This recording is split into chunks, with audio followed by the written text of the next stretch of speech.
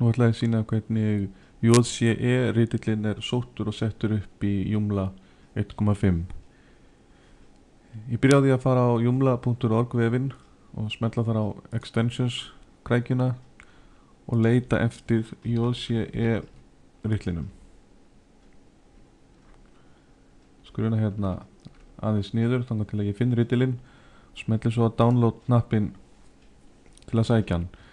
Þá opnast JCE vefurinn og ég ætla að sækja ritillinn, þannig ég smetli hér á editor krækjuna, skruna aðeins niður og smetli á Joomla 1.5 þar sem að ég ætla að setja þetta upp á Joomla 1.5 kerfið.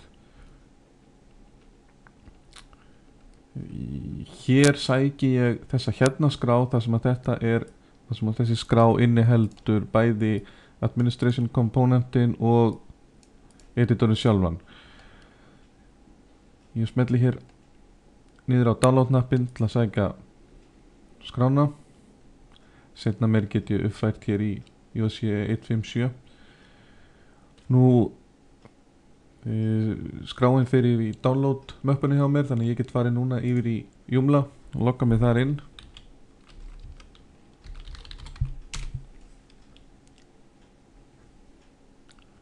Og hér er ég komin í stjórnborðið í Joomla. Ég fer í extensions og install, uninstall til að setja upp JCE. Smelli þar á choose file og vel skrána sem að ég sótti. Það mun vera þessi, tvísmetla á hana. Smelli svo upload file og install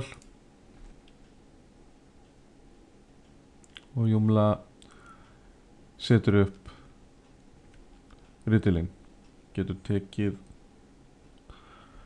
nokkra sekundur að setja skrána yfir á vefþjónin, þannig að við hingrum bara augnablik. Hér sjáum við að innsetning hefur heppnast.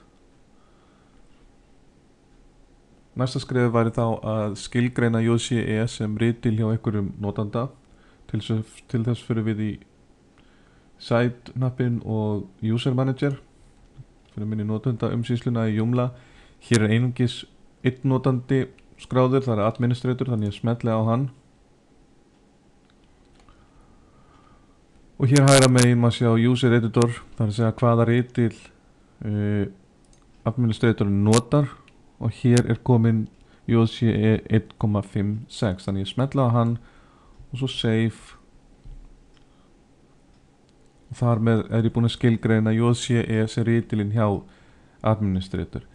Ég get líka farið hér í site og global configuration og skilgreint þar JCE sem sjálfgefin ritil allra notenda á vefnum. Þannig að þegar nýr notandi er stofnaður þá fær hann sjálfgefið JCE sem ritil.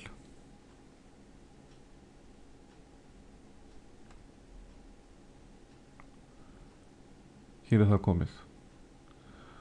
Og til að sannreyna þetta get ég opnað einhverja möppu, einhverja síðu meina ég, og við skulum sjá hvort að JCE birtist ekki. Hér kemur hann.